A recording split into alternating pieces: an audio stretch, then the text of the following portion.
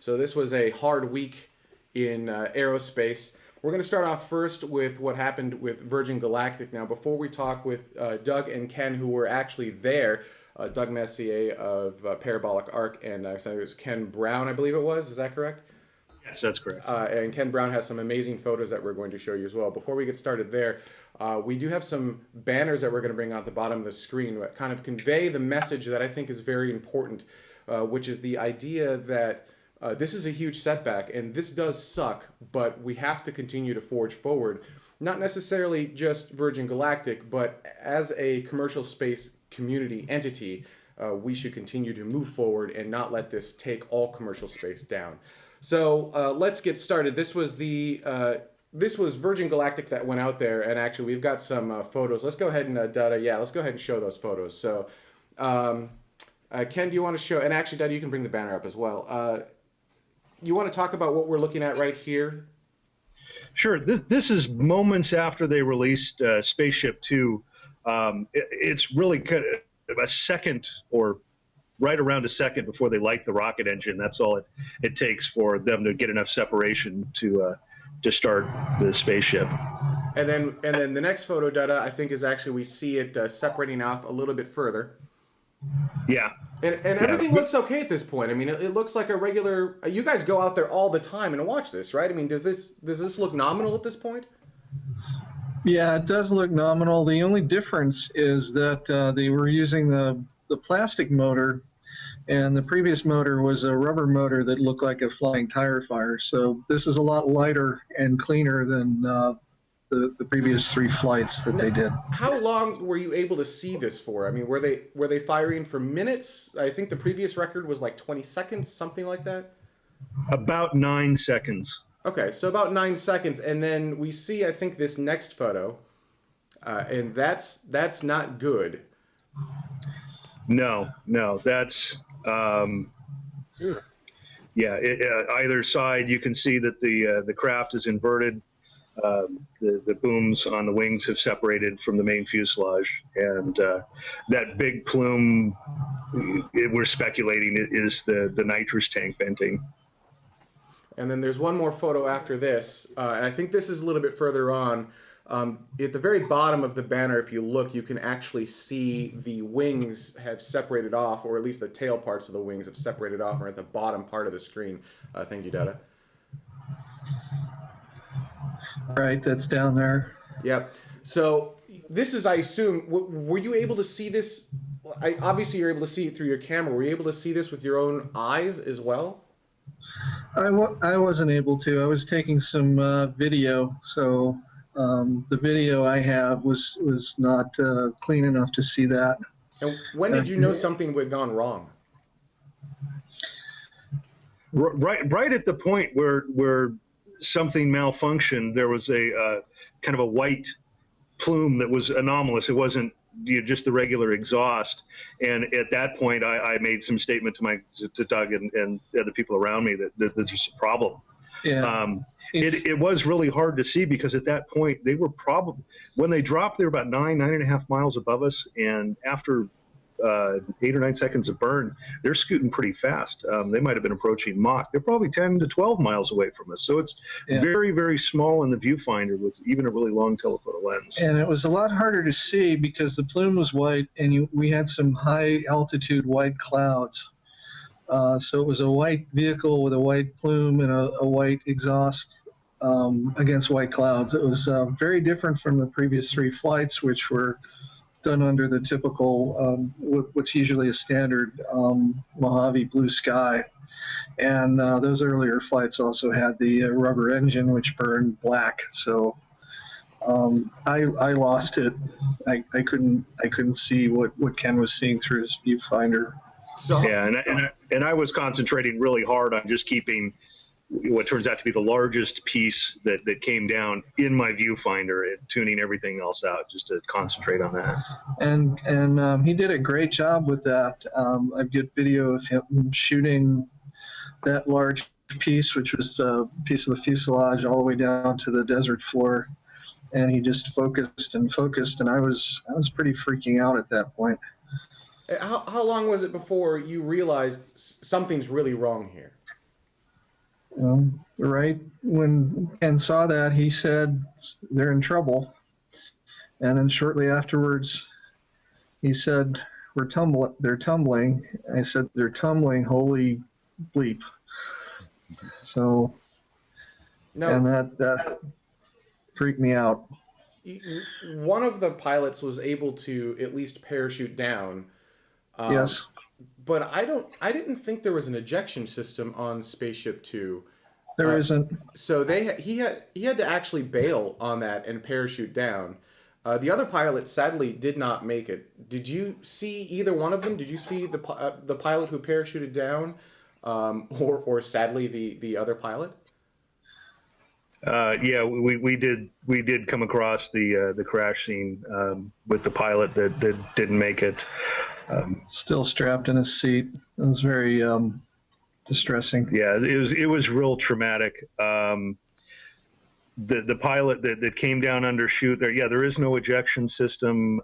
There isn't a really good as far as we know, there isn't a really good egress system. So it was just kind of serendipity that that he did come down undershoot. We're hoping that he recovers, but he was. I think the proper state was he was thrown from the aircraft, and that might be why he's still alive. I'm also told that the chutes open automatically at 10,000 feet. And they were also at a very high altitude, and they don't have pressure suits. So we're not sure exactly what happened. We've got some imagery of what did happen to the vehicle after the fact, and it's pretty smashed up. I mean, it looks. Here's part of what looks to be a pressure section, basically just ripped wide open, and possibly wings on the side. Kind of hard to tell. Looks like a lot of carbon composites. Yeah, that's the nitrous tank, and the other part of the wreckage is the horizontal sections of the wings. Yep, and I think we've actually got. Dada, just go ahead and go to the helicopter footage if you can. I think this is just a slightly tighter version of that. And then there was a news helicopter on the scene, and you can see that looks like a large chunk of the tail section, essentially the back part of the vehicle. That's probably what Ken followed down. Do you think? Yeah, that's what I was following down. And then there's one of the booms that separated early on in the incident. Well, while Ken was following that large piece of wreckage we just saw down, there were a series of impacts on the desert floor below us, and we were on a slight hill overlooking the desert. So Tom, who was with us, Tom Mummy, yeah, Mummy, and Are we butchering your name, Tom? Yeah. He said, "Oh, something hit over there," and I looked over, and there was a large cloud of dust and dirt that hit. And then shortly thereafter, two more hit in different areas. And this thing was spread out over, I don't know, 5 miles. So it was going very fast. It broke apart and just separated. And it's all coming down from, say, 10 or 12 miles up. Yeah. So it spread out, all over the place. And after Ken finished and Tom finished with the photos, we jumped in a car and tried to get to the large piece of wreckage that Ken had followed down. And there was a road construction on that road, so we couldn't go by. But we ended up on a detour and came upon one of the impact sites.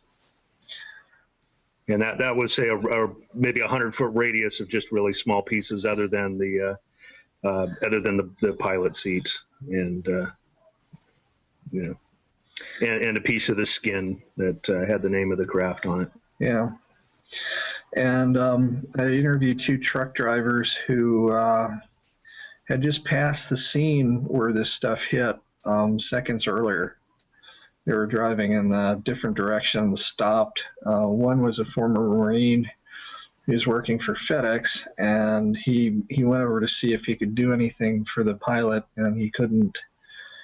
And then while we were there, the authorities began to show up, rescue people, and I think police as well. Is that right? Fire at least, but Fire and yeah, rescue. yeah, Fire and rescue. Yeah. How And often do they? Oh, go ahead. I'm sorry. no, go ahead. I was going to ask, how often do they do these test flights? I mean, they. Um, Not very often. They had one in January. That was the last powered flight. That was the last flight of the rubber engine. They had another one a week later that was a glide flight. And I'm trying to remember the sequence that started. There's one in July, I think one in September, one in October. Those were glide flights. One of them was a Nitrous dump, nitrous dump. cold flow. Yeah, it was a cold flow. That's what they call. And then there's a flight today, or the flight yesterday that sadly broke apart in the sky over our heads. One of the reasons they changed the engine is because the rubber they were using, basically, they could not get to space using that engine. That's true. So they needed to change they needed to change something, and that's why a lot of people are kind of focusing on the engine. Frankly, at this point, we don't actually know what happened. There's not enough data that's been given to everyone to know that we know that there was a change in the engine, but we don't know that that's actually what created the issue. But you wrote about the engine and all of this stuff the day prior, actually, I believe, is what there's a great post, Doug, on Parabolic Arc. I highly suggest everyone go out and read it. Talking about the engine, can you talk a little bit about some of the challenges that they've had with the engine, with the understanding that we don't know if that's what the problem is? Right. We're just, it doesn't do any good to speculate at this point.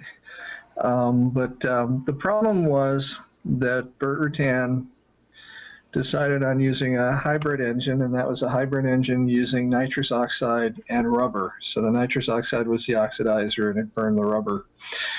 So he used that for Spaceship One.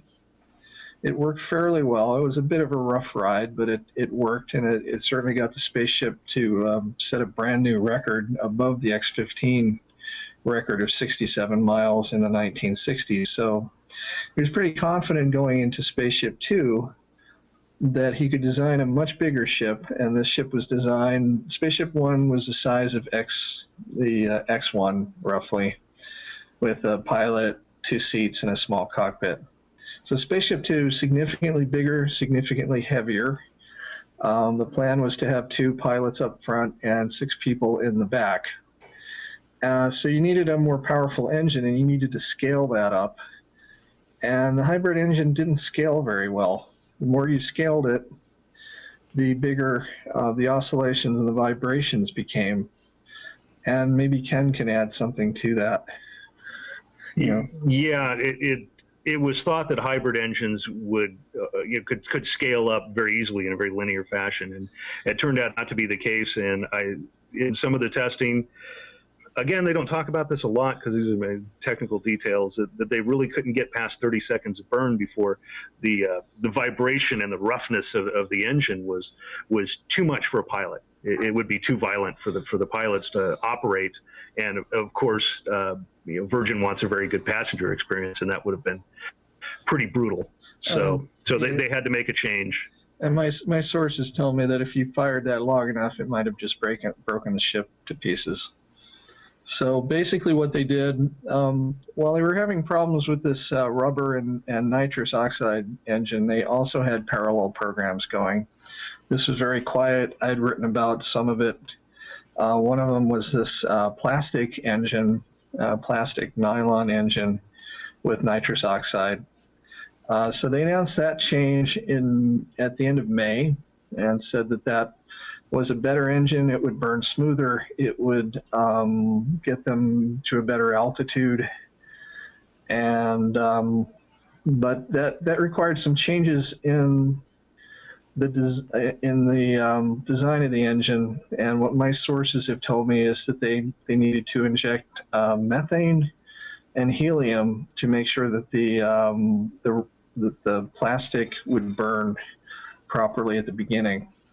And if you don't burn that properly at the beginning, you can have a hard start that could take the ship apart.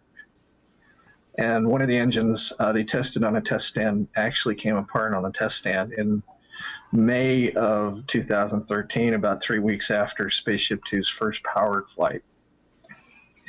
So what adding methane helium does is it makes that engine, which is supposed to be simple. That was how Rutan thought of it in the beginning, and adds complexity to it, and it adds several failure modes. So that's the story behind that.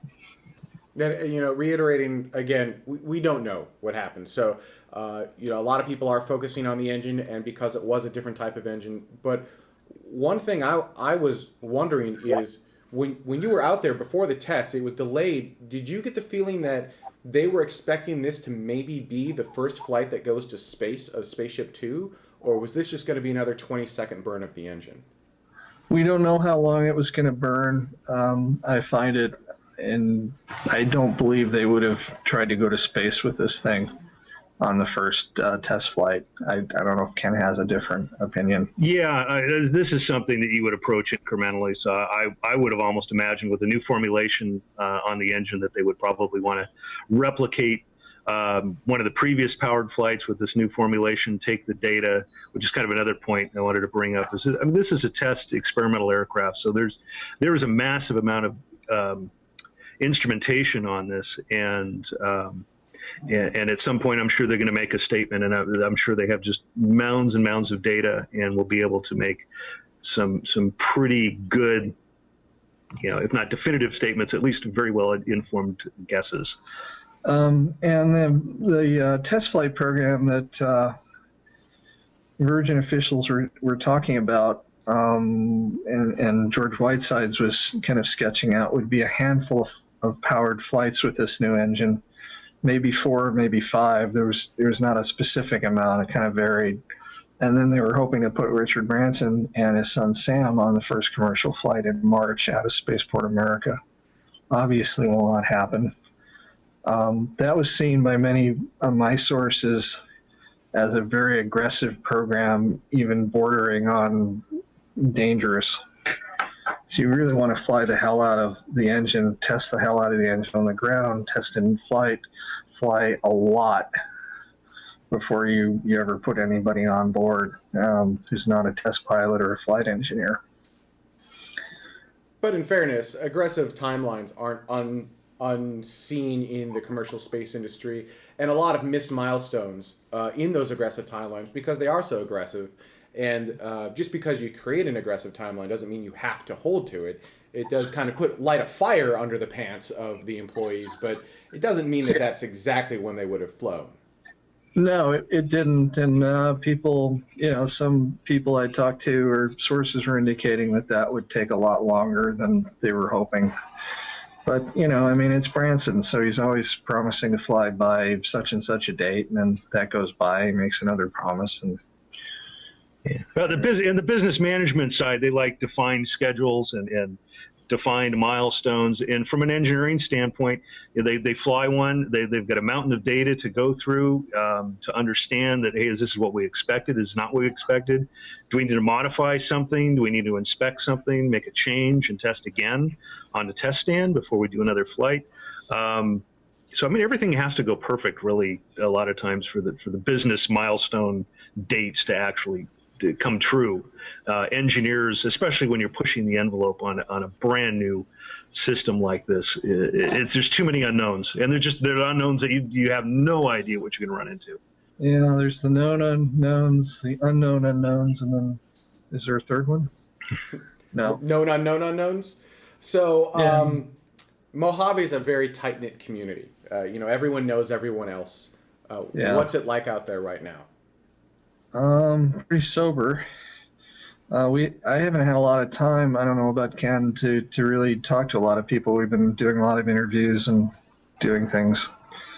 I was over at X-Corps last night, and Jeff had given a talk to them and also sent them an email and to try to buck things up and to keep them focused, because a number of them were out on the flight line watching this, and I think at least one of the X-Corps guys had a long-range camera on it, so they knew, and that's they're in the same business, and they're by the grace of God go I. I think. Yeah, and not only tight knit. I mean, it's kind of a dream factory out here. There's a lot of very innovative aerospace companies, and the people that come out. I mean, they're younger guys or older guys that are just taking. There's a lot of pride and passion in what they do, and really pushing the envelope. And you kind of make a sacrifice to be out here because we're at the edge of nowhere. You can see the middle of nowhere from here. So, if you want to go to the movies, it's an hour drive each way. It's a couple and a half hours to LA each way. So you are making some sacrifices, especially if you got families and stuff, and it's a desert. So the people that are out here, I mean, they're the typical. I mean, they're like the .com guys that are putting in, just massive amounts of hours every week, and they're passionate about what they do. And coming from an engineering background, I know that all of them are probably questioning themselves. Could I have done my job a little better? Could I have double checked this one more time? Would that have made a difference? And so, hopefully, when they have some ideas of what went wrong and why, maybe that'll help heal a bunch of people here that are kind of looking for closure. It's, they'll still feel bad, but they're not kicking themselves that it was their fault that they caused this. The same thing. You read about the same thing after Challenger in Columbia. Could I have done something? What could I have done better? And that's going to haunt them until they know what actually did go wrong. Well, guys, I know you have been up for an insane number of hours, and thank you for telling your account of what happened out there, being there in person, being part of the Mojave community who track and watch these things on a daily basis. I appreciate you taking the time to come on the show and tell us what it's like out there and tell us what it was like during the event. And thank you for having us. Yeah, thanks, Ben. Thanks. This is a bad event, and we're all very sad that it happened, but the community, I think, will go on. It's a lot of very passionate people, and so we'll have to pick ourselves up, determine what happened, and continue to forge forward. All right, unfortunately, that is not the only bad news this week. When we come back, we're going to be joined by Emery, who was in Wallops Island for the Antares anomaly. Stay tuned. We'll be right back. So you can see a rocket behind us. The Antares Orbital 3 launch is about 15 minutes away. So I just wanted to give a quick shout out to the citizens of tomorrow and appreciate everybody who's doing that. I'm down here at Wallops for Rocket STEM magazine. You guys need to go check that out if you have never seen it, rocketstem.org, all right? Keep watching. We'll have a launch here in a couple minutes.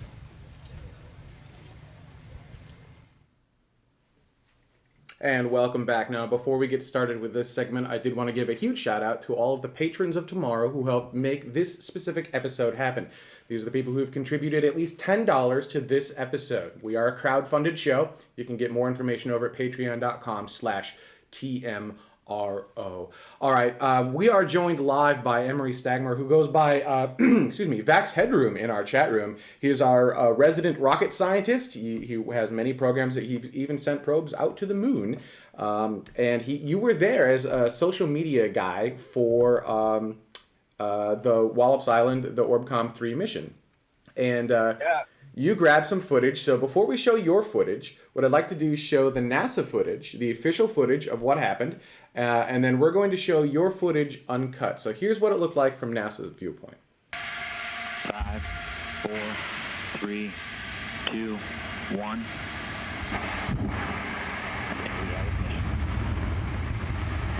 And we have liftoff of Antares, the Orbital 3 mission that brings Cygnus on its third CRS mission to the ISS.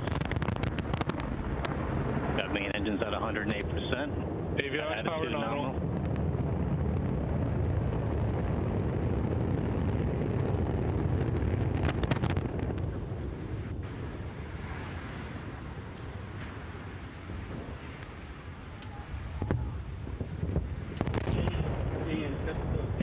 And launch team, be advised, stay at your consoles.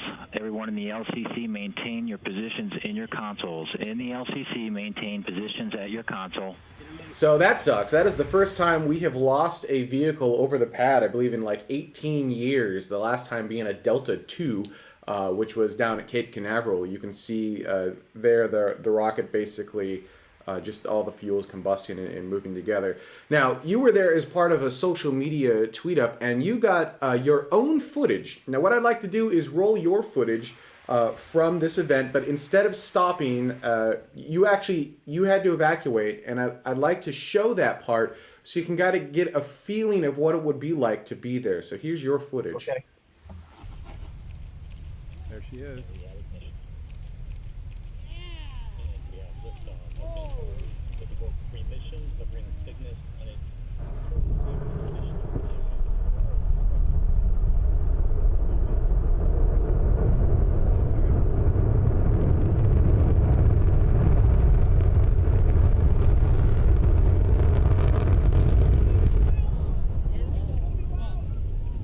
Holy crap.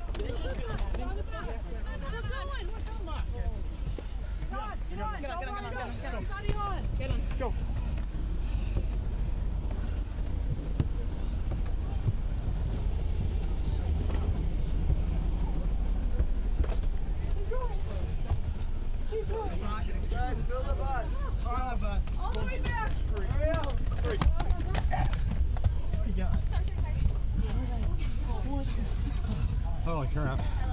So it's not very often that you get to see a rapid unscheduled disassembly of a rocket in person, let alone that close.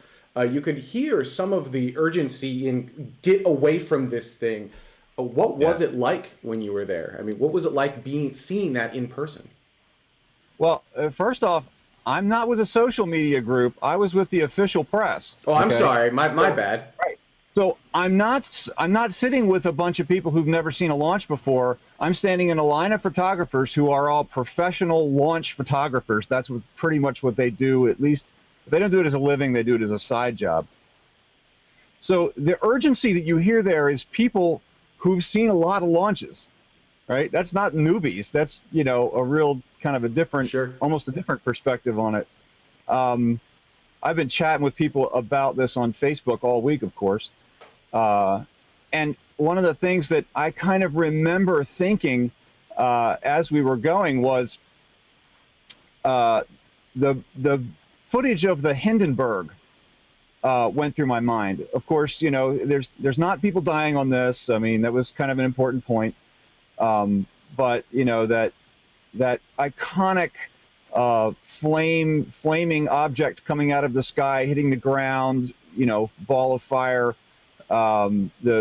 The newsreel audio, the radio audio that people generally layer on top of that, with, you know, the guy saying, "Oh, the humanity."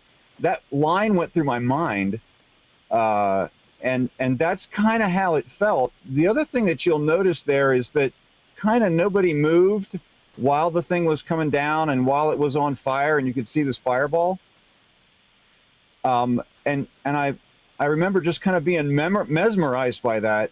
You were kind of like watching the fire, and your brain kind of couldn't take it in. And of course, we're 2 miles away, so we're like 9 seconds. The audio lags by about 9 seconds. We're 9 seconds out from the sound you hear in the NASA footage, which quite honestly I haven't actually seen. They have the audio synchronized to the video, even though the cameras were a long way away. So we had like 9 seconds after the blast before the shockwave hit. And when the shockwave hit, that's when everybody ran. What was the shockwave quite like? Honestly, that was terrifying. Yeah, what was that like? I mean, that's not something that you experience every day. So you see this, you see it explode because you're waiting on the audio, and your brain is like, "Oh, I can't believe this is happening." And then wall of sound. What was that like? Oh yeah. The shockwave was crazy. It was an absolute wall of sound. Probably the loudest sound I've ever experienced, even playing in rock bands. So it was quite loud. And yeah, it was. In fact, there was 2 blasts. The first one wasn't nearly as loud, and Maybe that was the FTS going off. Wasn't obvious. But the second one was way loud. I had the audio turned down on my video camera, and those microphones will take a pretty high sound pressure level, and they were completely overwhelmed. So where we were 2 miles away, it was probably 150 dB. And to clarify, you said the FTS, which is the flight termination system. For those who don't know, the range safety officer did in fact issue the arm and destruct commands to the rocket. Right. Although it looks like there was an issue with stage 1. Now we're speculating because we don't actually know what happened, and they're still doing forensic analysis. But based on the video, you can see an anomaly happen near the bottom part of the first stage. So we don't actually know what that is, but there's this anomaly, and then a little bit later on, arm and destroy is sent from the range, which could be what you heard, and then the vehicle comes down. What was the press corps like when that happened? Obviously, there was a little bit of a frenzy of, okay, get to the bus, and then what? Did the bus just get everyone on and just drive as fast as it could, or did everyone just use it as a shield for any bad chemicals that could come your way? So the Wallops personnel, after the bus was loaded, they counted noses and the bus took off. I mean, not at high speed, but I mean, we drove away. They drove us back to the Wallops Visitor Center where all our cars were and everything, and we had press conference after that. And then maybe an hour after the press conference was over, they were back out there collecting camera gear. So most people left their gear running. Especially if they had video gear or if they had multiple tripods or anything like that. I happened to have, you can see I zoomed back in, so I had my camera in my hand. I was, zooming in on the camera, so I picked up the camera and left with it. Most other people had multiple tripods or things like that. Be left. And anybody who had video gear, I mean, nobody was thinking that their gear was going to be harmed or anything. So they literally left their gear and got on the bus. So some of those guys have more interesting footage of the vehicle than I do. I just kept the camera running partly because I didn't turn it off, but partly was deliberate. I kind of thought about it and just left it running just to kind of capture the human response to what was going on. It was a little bit deliberate. Yeah, it's absolutely fascinating, the human response, because I've been to many launches before, and there is no, at least the launches at Kennedy Space Center, there is no, hey, by the way, if something goes awry, you need to go here. So I don't know what I would have done, and I assume that they didn't in advance say, oh, hey, if this rocket explodes, gets back on the bus. Was that just exactly, they did. Yes, Wallops personnel, when we got on the bus, made us promise that that's the very thing that we would do. Oh. Don't grab things. Don't take any extra time. Get back on the bus. Your gear will survive. You might not. That's interesting. They specifically read that to us, and we said, yes, we agree that we'll do that. Were you over the flight path then? Because that's, at Cape at least, it goes away from you. So there's not a huge, if you have a problem on the pad, that's bad. But, you can kind of, I don't want to say walk, but briskly move to a safe area. But at Wallops, does it fly overhead, like over where you're at, or does it fly away from you? No. Yeah, it flies away from you out over the Atlantic Ocean. So in the NASA footage, you can see the strong back of the rocket, the support structure kind of leans away from the rocket to the left. And we were directly in line so that the strong back was between us and the rocket. So that kind of gives you a perspective of where we were. I mean, it seems pretty amazing. Here's a shot of the damage. I don't know if you've seen this before. What's interesting is that we saw that rocket come down. We saw the giant fireball. We saw what looked like was going to be a completely totaled pad. However, when we look at this, the water tower is still standing. Now, I don't know if there's structural damage to it, but it barely looks scorched. The strong back looks like it might need a little bit of love, but it doesn't actually look that bad. There's a little bit of charring down there, and it looks like they lost 2 lightning towers. So to the untrained eye and without a lot of data, it looks like they can just go back and maybe in 6 months have a working Pad 0A again. I was really surprised by that, actually. I figured that pad was totaled. Yeah, I thought so too, and it looks way better than I figured. I thought the water tower was going to be a loss, and it's got 1 black mark on it. So Yeah, in fact, I think the orbital or the Wallops, I don't know which. Somebody sent out messages today that said that they had gotten out and done an assessment, and things are much more intact than they expected them to be. Well, it sucks that this happened. It's two huge setbacks to commercial space in 1 week. It's kind of unheard of, and it really sucks. But the good takeaway from this: no one was hurt. They only lost the vehicle, and so they just need to do an analysis as to what happened, find the issue, fix it, and move on. And it's too early to tell. There's not enough data, but hopefully they've got enough data where they can make that analysis quickly and correct the problem pretty quickly. Yep. Yeah.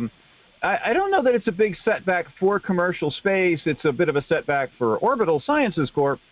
The big takeaway from that is that the commercial space program to supply the International Space Station has backup, because they're not the only one that's flying to the station. You know, SpaceX is scheduled to fly in some number of weeks from now. SpaceX doesn't have to stand down just because Orbital lost the rocket engine. So the commercial space transportation idea is the right idea.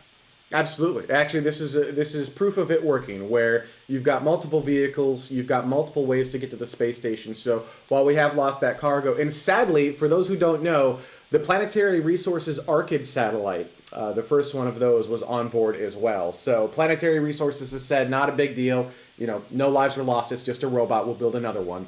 But Planetary Resources is one of those companies that I think is fascinating and fun to watch. It's like one of those citizen science programs almost. And it was sad to see that one go. All right. One other great thing, if you've got just a second. Absolutely. There was at least a half a dozen student nanosat things through nanoracks on there. And it was tweeted out by their teachers that the students were already asking to rebuild and refly even before the press conference had started. So that's highly encouraging. That's exactly the right answer. And so it's great to see those students have that particular takeaway. Oh, absolutely. You know, everything on board can be rebuilt and reflown. It's just a question of time at this point. So, All right, Vax, thank you so much for taking the time out of your Saturday to come on and talk to us about what you saw and what you experienced with Antares. We're going to take a quick break, and when we come back, other much happier space news from this last week. Stay with us. We'll be right back.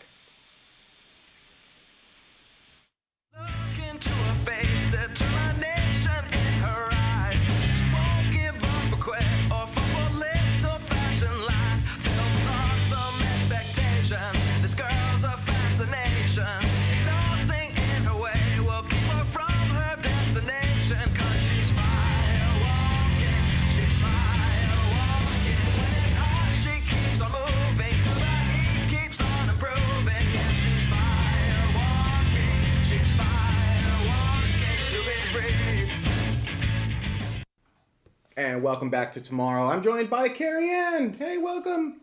I'd like to thank all of the patrons of Tomorrow who have helped to make this specific episode happen. These are the people who've contributed at least $5 to this specific episode. You can find out more information over at patreon.com/TMRO. We are a crowd-funded show.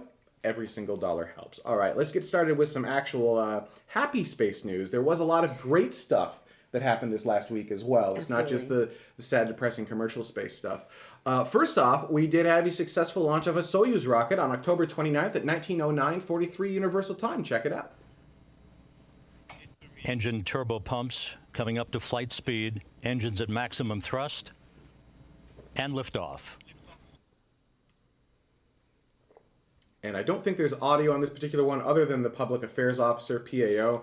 Liftoff of the ISS Progress 57 cargo ship bound on a fast track to the International Space Station. And that fast track is a 6-hour approach. So they tweaked the trajectory ever so slightly, which allows 660 additional pounds of cargo to make it to space station in 6 hours. It also featured a new digital flight computer. This is on a Soyuz 2.1A rocket. So that Progress vehicle is now sitting at the International Space Station offloading cargo to station. So we lost the Antares rocket. That was a cargo vehicle destined to the International Space Station. Here, some of the traditional media was talking about, well, what are the astronauts going to do? They don't get their cargo now. Right. Well, here you go. Good right? God, they have nothing to eat. Yeah, right. Well, here, a little bit later on, there you go. A Progress vehicle makes it in 6 hours up to the International Space Station. They were fine. They're fine. All right.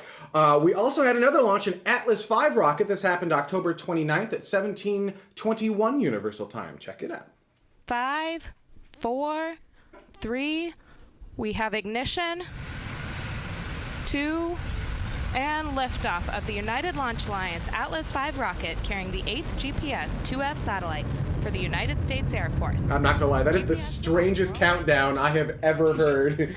You might as well have said numbers in different languages, I think. It's like she paused for the engine ignition and then whatever. It was a little humorous.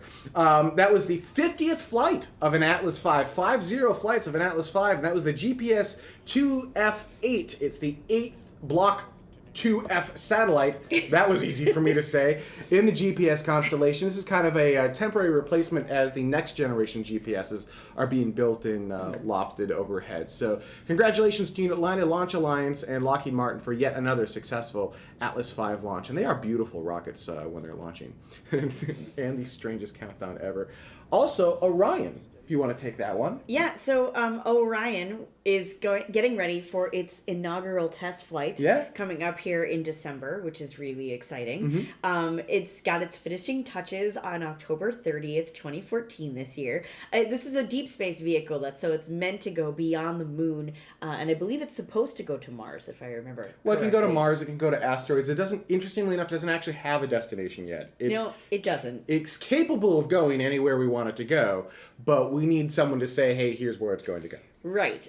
So the assembled Orion crew vehicles, service module, and launch abort system are set to roll out on November 10th.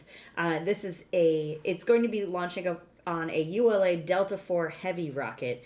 And its first test flight is supposed to be, like I said, in December.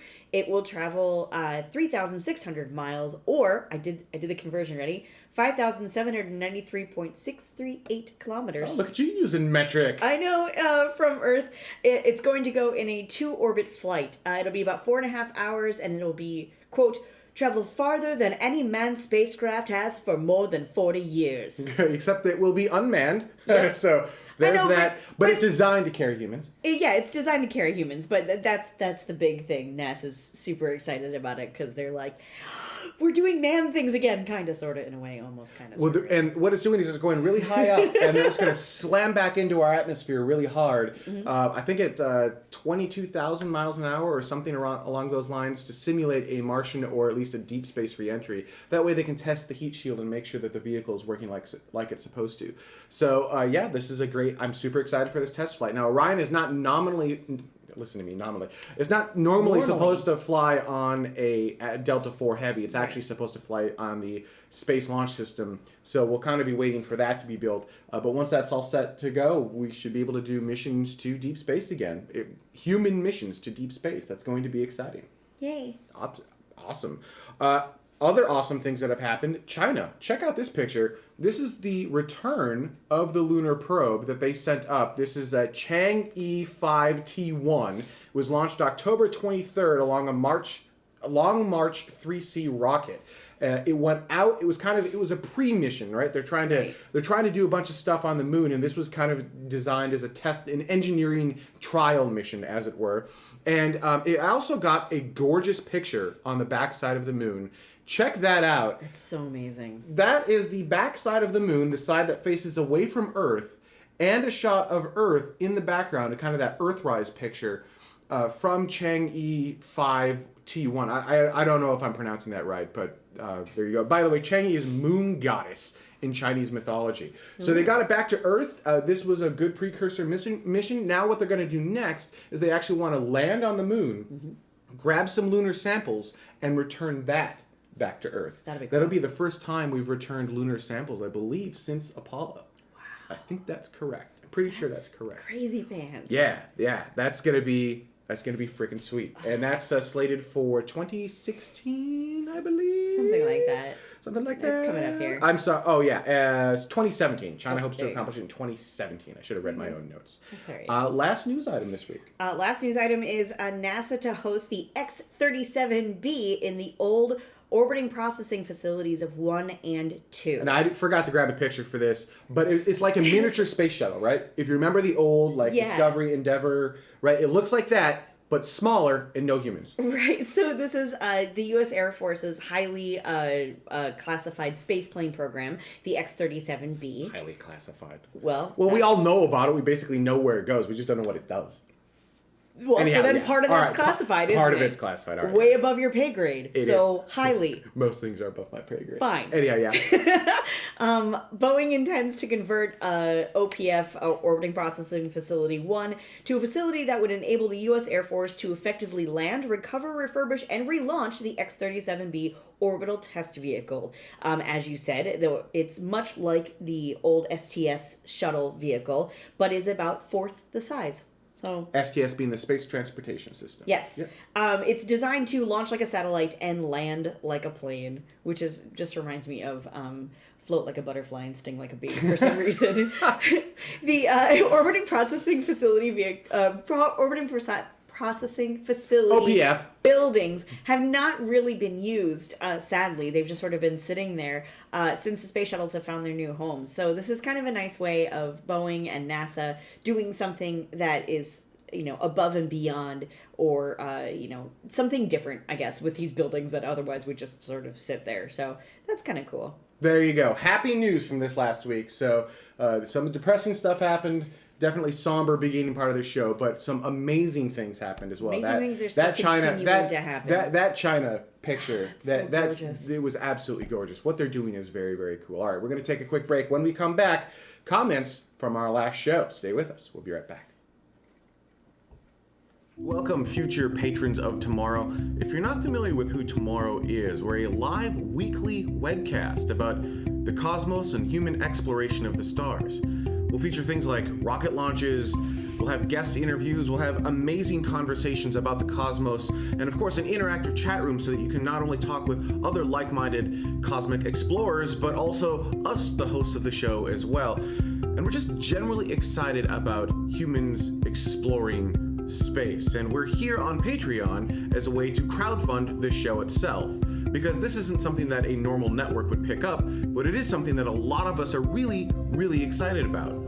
For those of you not familiar with Patreon, think of it like a recurring Kickstarter, a way for you to contribute to the show, but on a per episode basis instead of just once. Now, you can contribute whatever amount you feel fit for these episodes, but once you start hitting that $1 mark, we're going to start giving rewards back to you. At $1, you'll get your name in the credits. At $5, you'll get your name in the credits. Plus, you're going to get a exclusive Google Hangout. At $10, you get even more stuff. Contribute what you feel is fair. Now, you know what I said? This is on a per episode basis, and we do have more than one episode per month. So if you want to make sure that you don't spend too much money per month, you can set an upper level cap.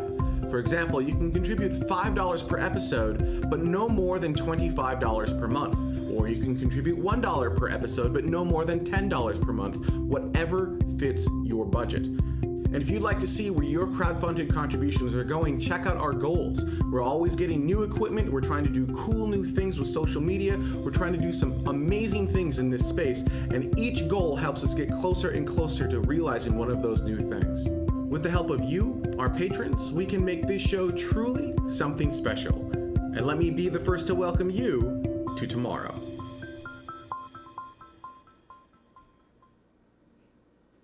And welcome back to Tomorrow. Now, before we get into comments from our last week's show, I did want to give a shout out to all the people who helped make this episode happen. These are the Patreon Plus subscribers. They're all going to be getting a copy. These subscribers and everyone else that we mentioned earlier will be getting a copy of After Dark immediately as soon as it's available. After Dark is the show after the show. We'll talk about anything and everything. Maybe it's space related, maybe it's not. And these people have contributed at least $3 to this specific episode. But there also is another level. There's the Patreon level, which is $1. So if you contribute just $1, you get access to a special Google Hangout. You get your name in the show, a couple different rewards. There is whatever you think is fair. If you think that this show is valuable, if you think that there's something awesome in this show that you like and you are able to contribute, you pick a number that you think is fair and you contribute that. It's whatever you feel is correct. And you can find more information on how to do that over at patreon.com/TMRO. All right, let's go ahead and get started with some of those comments from our last week. The first one comes from Patreon. Arf says... Arf!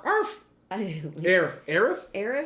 I don't know. Okay, I'm sure we'll find out very soon. I love seeing Copenhagen suborbitals. They're a whole new level of inspiring. It's like Homer Hickam meets Elon Musk. And then they decide to build some submarines while they're at it. Thanks for having them on. I loved them. Yeah, he says, I would also love you to cover one of their launches. That would make a great show. I think it would too. Actually, they've got really good coverage themselves. I'm not sure what we can add. We could add color commentary, but I mean, do you really want to? They kind of already do that themselves too. They do great color commentary themselves. Frankly, they do one of the better jobs of all of the launch providers out there. They do a really great job, and they show you everything, which is great. Even when they fail. In fact, the last engine test, they had a failure, and it just blew itself to smithereens. They lost all their cameras. They showed what they could, and then a couple hours later, somebody kind of giggled about it too. They were like, "Ooh, we lost that one." And you're like, "Oh!" So they show that, which is in the commercial space industry, they don't show. It's practically unheard of. So it's just refreshing to see them be so real and human about it and passionate about it. And then a couple hours later, they came in and they're showing us what had happened, right? They're showing the charred cameras and how it just sliced through all the lines and it was really quite cool. It's very cool. I would love to. Maybe we'll grab onto one of their feeds and rebroadcast it so you get a slightly better, quality stream here in the U.S. But I think they do a great job themselves. For sure. I'm not sure what we would be able to add. All right, next up. Next up from Reddit is Colossal Thrust says, I had no idea Cop Sub team were all volunteers. That's Copenhagen Suborbital. Cop Sub. That is the most mind-boggling and awe-inspiring I've heard in a long time. That in and of itself gets me excited to do something. Anyone else want to do a Tomorrow Space project? If you want to, I would suggest using reddit.com/r/TMRO and kind of setting that up and see what people want to do. Mm-hmm. I think Copenhagen Suborbitals is a great example of showing that if you put your mind to it and you're willing to dedicate time, a group of people can get together and do whatever you want to do, no matter how big or small the project. Totally. I was just talking to Bob Cringely's doing a series called Startup America, and we are actually in the series. It'll be released sometime later. Well, he is. We're Spacevidcast / Tomorrow is in the series. He interviewed us 4 years ago and then a couple days ago. You are. Whatever. And one of the things we were talking about is I'm becoming more and more convinced that within our lifetime there will be a completely crowd-funded space entity that is doing things just as grand as the regular commercial space and government space entities. So that would mean suborbital space. Copenhagen's kind of doing that, but then orbital space, making a spaceship that can maybe go to deep space. Right. I think that might be possible within our lifetime. I'm not sure the timing's right yet. Maybe it is, maybe it isn't. I'm not sure. Right. But I think we're getting to a point in time when that may be a real reality. That might be something that could actually happen. It's very cool. Go back 2 years, those words would not have been uttered out of my mouth. No, they would not. I have new data. I think I know. I think Copenhagen Suborbital has completely changed my mind on what is possible in space. All right, next up. From Reddit, Mini Elon says, Copenhagen Suborbital showing us that space is not just a government-run industry. Absolutely. Actually, just to my last point, it isn't. And they're proving that if you have a will and a passion to do it, you can do it. It's really exciting. Yeah. This next... I like this next comment. Big surprise there. This next one comes from YouTube. Yeah. What's this next one say? It's FPV Reviews. Yeah, did you want to read it, maybe? No, go ahead. No. What's it say? No, let me know. Ben, you're amazing at what you do. I wish I could be more like you. So the one after that is also from YouTube. He slid the same one on twice. He tried to get rid of it as quick as he could, but he couldn't. Yeah. He couldn't. I'll take it. I'll take the compliment. Yeah, absolutely. I wish I could be more like me, too. Wait, what? What? Nico's Mind. Did I just make this super awkward for no good reason? Yeah, it was All awesome. right. Says, if I lived near Copenhagen, I would go and hang out with those guys and see if I can lend them a hand, be it brain power or physically. Geeks are awesome and the world needs more of them. Geeks are awesome and the world does need more of them. That's actually part of why we're here. I wanted to get the technology geeks excited about space again, because I was a tech geek, and I had then remembered, I had forgotten that space is so freaking awesome, and then I was reminded through circumstances, and I wanted to share that with the world. And so, yeah, that's why we're here, and you can do it too. And there are many ways to inspire the planet. I think, based on these comments, I think Copenhagen Suborbitals is inspiring a lot of people out there, simply because they're doing it. And I think that's the key, is just go do it. There's something about talking about it, right? Obviously, we talk about it, but we also do something, right? We produce a show, we make something. Where we talk about it. But there needs to be more than just talking about it. There needs to be doing it. It's part of why people like other entities like X-Corp and other aerospace companies, Baston Space Systems. They're building hardware, they're bending metal, they're doing things out there that are quite amazing. So, yeah, do something. And you can use TMRO as a method. We've got this great community of people who are already passionate about space. Use the tools we already have and build something great. We will help however we can. So anyhow, next up. Also from YouTube, Frank Haugen says, get Elon Musk on. Elon is the Bill Gates of space. Stop shouting. He's also the Steve Jobs of electric cars. And a candid and informal interview would be the greatest thing ever. Yeah, we had him on. So he actually has been on the show. The thing with bringing on high-profile people, Elon Musk, Sir Richard Branson, they're very good at sticking to the script. So we will certainly get all of the stuff that we've already heard from him. Right. And I'm not sure how much more we're actually going to get. I'm not sure.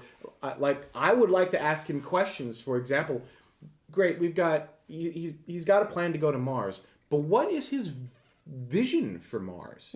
What does he think that society will look like on Mars? Right. What will government look like on Mars? What are the habitats going to... What will a day in the life of a Martian look like? That's what I would like to bring him on and ask him, and I don't believe he's ready to answer those questions at this time. Probably not. So when he is, at that time we'll bring him on. But otherwise, I don't feel like there's value to wasting his time and our time to answer the same questions that we've heard over and over and over again. And that's true of anyone who's going to stick to a general script. We want those more candid interviews. We want the Copenhagen Suborbitals. We're just going to talk about whatever they can talk about. We want Dave Maston, who's going to be like, no, dude, this is what I'm doing. This is how we're going to go to the moon. Right? The things that you haven't heard before, the off-script stuff. That's what we want. Next up. Also from YouTube, Fabio Milan says, what Copenhagen Suborbitals is doing is something that has been itching on the back of my mind lately. But how to start something like that? Any volunteers? I live in Central Florida, close to Tampa. Oh, great place to launch stuff. By the way, how do you itch your brain?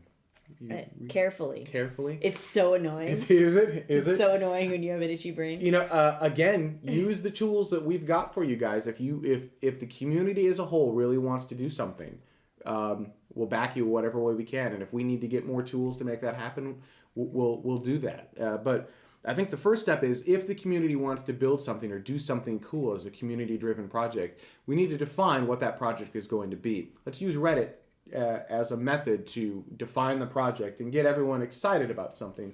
But then it also has to be something that anyone can participate in. Whether you're a rocket scientist or not a rocket scientist, if you're passionate about this, find some way to contribute. And some people can contribute with money, because that is important. Some people can contribute with time. Maybe they know basic web development. Maybe they can build a web interface for something. Maybe they can do iOS applications. Maybe they're not a developer. Maybe they can bend metal. Maybe they can't do anything at all, but they learn fast.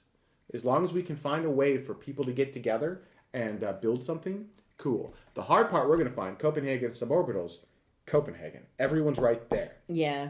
Right? We are scattered around the planet. Yeah. So it's just a challenge. It's just something that we need to figure out and engineer around. Assuming there are enough members of the community who want to do something. Right. Maybe the time isn't right yet. I don't know. All right. Last up. Our last one from YouTube comes from Chris. It says, I like to see Mike try pre-recorded video instead, so we can get some clear HD video of SpaceX news. If breaking news happens or if something is missed, he can always pop in live. Yeah, actually, I'm kind of against pre-recorded stuff. We obviously air pre-recorded clips in the show, but Right. part of why we're live is because this isn't us talking to you. This is us talking with you. This is you guys talking in real time right here, and we're reading as much as we can and present. We're reading all of that and using it as a way to develop and create this show as we're on the air. And the same thing happens with Space Mike when he's on. While the quality of his camera is lower and it's softer, and maybe it's a bandwidth issue or just Google Hangouts, I don't know. There's something about having that live interaction where you can ask any question you want, which you cannot do in a pre-recorded segment. So I would prefer take the quality hit and give you the access to the people as opposed to having a higher quality, high definition, beautiful looking thing, but no access to the people. This is your show, not my show. This is something for you guys to interact with. So when we bring people on like Space Mike, Copenhagen Suborbitals, whomever, ask your questions in real time and use your voice. Even if it was pre-recorded, that doesn't necessarily mean that. I mean, the camera's still the same. The sound quality in general is still going to be the same. Maybe it for could, the most part. Well, I mean, you can generally get a higher quality recording on demand. Sure, but not necessarily HD per se. Yeah, maybe not. I mean, it's hard to say what his YouTube channel quality video is much higher, so I would assume that we'd be able to get the same comparable quality that way. Just saying. But there's that. All right. That's our show this week. We'll possibly be back next week. We're working on some flight travel stuff right now, so we think we'll have a show next week. I'd like to thank everyone so much for joining us. After Dark is up next. If you're a Patreon Plus subscriber, as soon as we post that After Dark episode, it'll be available to you. Otherwise, it'll be available in 4 weeks for everyone else. Thank you so much for watching, and we'll hopefully see you next week.